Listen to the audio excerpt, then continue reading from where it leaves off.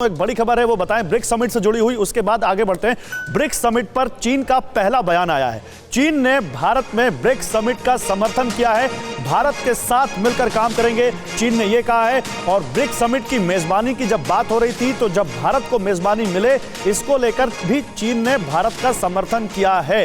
तो ये चीन के रुख में एकदम से भारत के प्रति बदलाव है या ये कोई रणनीति है, इसको भी समझने की कोशिश करेंगे। चीन पर भरोसा करें या चीन के ऊपर अभी भी नजरें बिल्कुल वैसी ही पैनी रखें जैसी अभी तक भारत ने और दुनिया ने रखी हैं, इस पर भी बात करेंगे। लेकिन चीन के लिए क्यों अहम है ब्रिक्स, जो गोयल साहब बता रहे थे, जो मनीष जिस ब्रिक्स के बारे में बता रहे थे, समझिए। मैंने आपको कहा था कि दुनिया के बाजारों में एक बड़ी हिस्सेदारी है ब्रिक्स देशों की।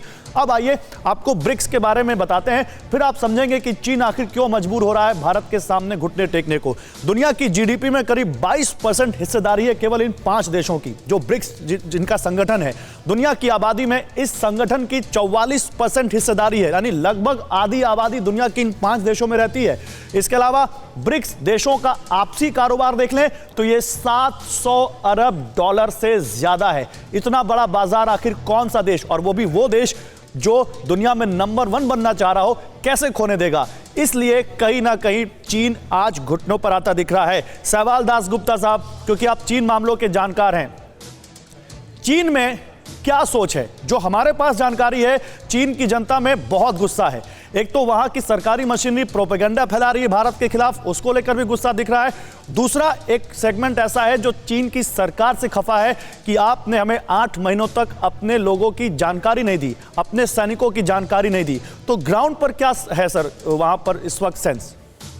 लेकिन देखिए, चीन में जो जवान लोग हैं, जो 25 साल के नीचे की उम्र के हैं और जिन्होंने अंग्रेजी सीखा है, वो उस देश के सबसे बड़े ऑपोजिशन बन के उभर के आए हैं। आज चीन ने इंटरनेट को खोल दिया है और चीनी जितने इंटरनेट में है उतना अमेरिकन नहीं है, कोई देश नहीं है।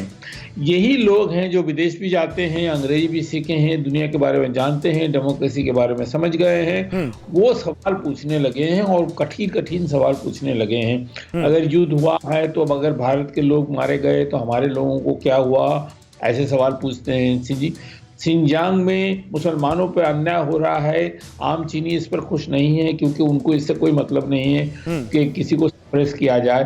तो ऐसे सारे सवाल अब उभर के आने लगे हैं। चीन में जहां धर्म को खत्म कर दिया गया था वहां धर्म उभर के आया है, आज बहुत पॉपुलर हुआ है। पुराने धर्म वापस आ रहे हैं, सिर्फ बौद्धिज्म नहीं, कई प्रकार के धर्म आए, यहाँ तक कि कुछ चीनी तो हिंदू भी बनने लगे हैं। तो ये सब परिवर्तन चीन के लिए एक सोशल अपहीवल खड़ा कर रही है।